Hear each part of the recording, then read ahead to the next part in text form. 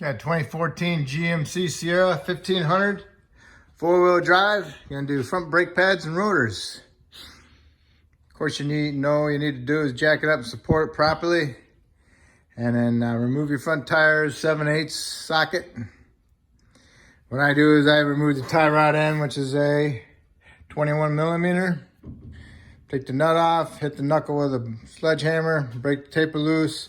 Now I can move my knuckle assembly right to left so I can get to the bolts properly without having to turn the wheel right to left. You don't have to take the tie rod end off. You can just turn the wheel and it'll stay there. I just do it because it's convenient for me. Okay, so then they need a 19 for your caliper slide bolts. That's what holds the caliper on. They're a 19 millimeter. There's two of them, one here and one down below. You can take them off, and then you pry your caliper off with a screwdriver. In between here. I'll show you. Caliper slide bolts, two of them, 19. Remove them, get your screwdriver, get inside there, pry it off, okay? And hold on to it, don't let it flop around. Okay, put the caliper on top, don't let it flop around. Usually I just wrap it around the front. Now you need to remove the caliper bracket. There's two 18s on that, two 18 millimeter bolts. Remove the two 18 millimeter bolts, they look like that. Pry your caliper bracket off. It's usually stuck on the pads. Pads, as always, are unevenly worn. Most likely because the pads get stuck inside the caliper bracket. And next, you want to remove the rotor. And have the Torx bit bolt right there that holds the rotor on from the factory, and you need to remove that. And that Torx bolt is a T30. 50% of the time they break your tool. Snap it clean straight off, and then you have to use a chisel to break them loose, or cut them in half with a die grinder and smack the rotor and break them off. Well, this side came out, no problem. The other side, it broke off. So now I have to slice it with a die grinder. I'll slice it in half. We get new rotors anyway. Slice it in half, and then get your hammer and bang them off, and it breaks them right off. And then you can get in there a pair of vice grips and remove the rest of the bolt after you get the rotor off. If your rotor is frozen on there and just doesn't come off, then you have to smack it in between the studs with a hammer. And if you're not going to reuse the rotor, most likely not, then you can hit the rotor surface with your sledgehammer. The vibration breaks them off the hub, and then you can just tap them off as you spin the rotor. This one's on there, so I'm going to have to smack it pretty good. Okay, I got mine off. I smacked it between the studs pretty good, and look at that finish, huh? Typical GM rotor. Now here's the hub. The hub is pretty rusty.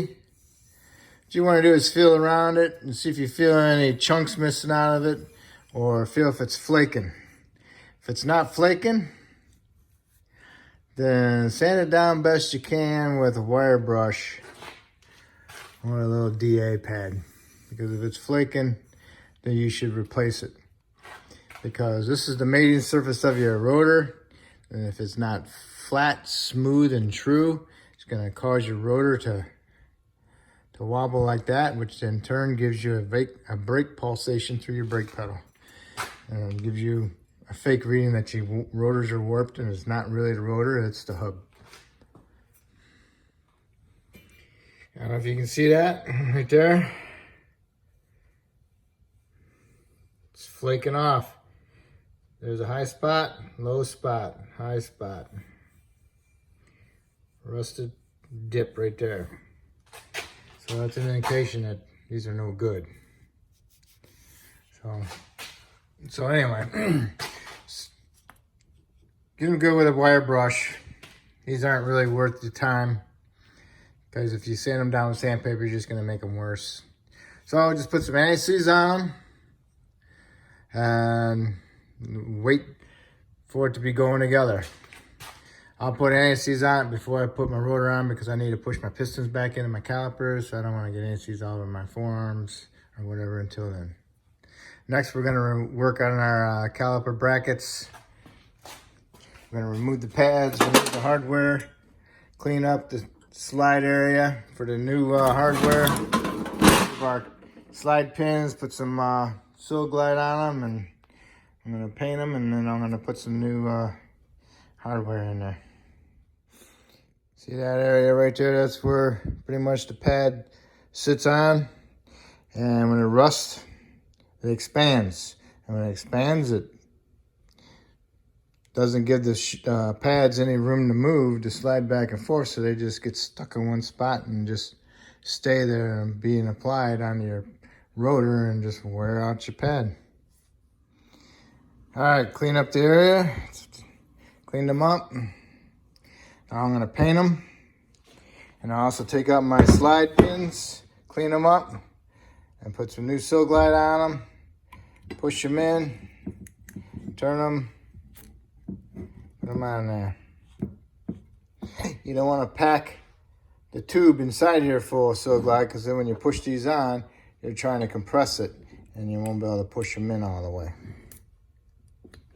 Okay. Okay, going to push the pistons back in. I'm going to use a C-clamp, and I use an old pad. Put the pad in there, put the C-clamp on, and push on the backside of the caliper behind the pistons. Tighten it up, pushes them in, pushing the fluid back through the system, and you're going to have an overflow. It's going to come out the cap of the master. On certain, like, real sensitive cars, a lot of the foreign cars, they're real sensitive to this, and you should always open up the bleeder on the caliper and then put some vice grips on the hose so you don't push the fluid back through the system. So that way you're just pushing it out the bleeder. Okay, if you know what I mean. But anyway, that's where we're at now. Now I'll take all this off and I'll sand them down with my little brush and clean it up. And then that's ready. And then I'll get my rotor ready. I'm gonna get a new rotor. I'm gonna wash my rotor off with some soap and water. And I'll use some glass cleaner. But don't use brake clean. They don't recommend it. All right, put some anti-seize on your hub. It's okay. Been doing it for years. All right, got the rotor on. Put a pair of vice grips on it, lightly, so it'll hold my rotor nice and flat. So I can put my caliper bracket on with my pads. On this particular one, you can put the pads on beforehand, and they'll stay in there because of the hardware has little retainers for them. Make sure you to match up your hardware with your old hardware, because takes two different styles on this particular model. There's your anti-squeak clip right there, or your squeaker indicator. I always put it towards the rotation, so that'd be in the bottom inside on this side. Put your caliper brackets on, get your bolts started, snug them up equally, and you want to torque them to 170 foot-pounds. Okay? And then squeeze your pads so they touch the rotor. And now we can put on our caliper. And then you want to tighten those caliper bolts to 38 foot-pounds.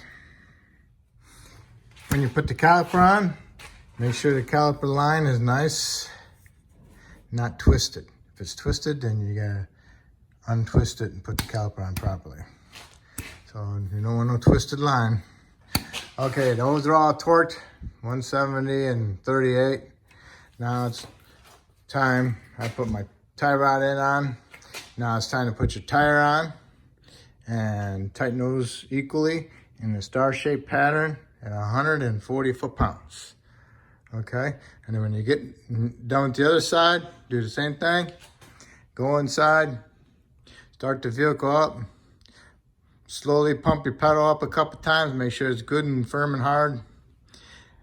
That way, you know you got a good brake pedal, and you're not gonna go driving through your garage or through your garage door or anywhere else. And then double check your fluid in your reservoir and clean off the area and put your cap back on. And that will complete front brakes. Thank you. If I helped you with this video, maybe you can help me by subscribing. If you already subscribed to me, that's awesome. And I thank you.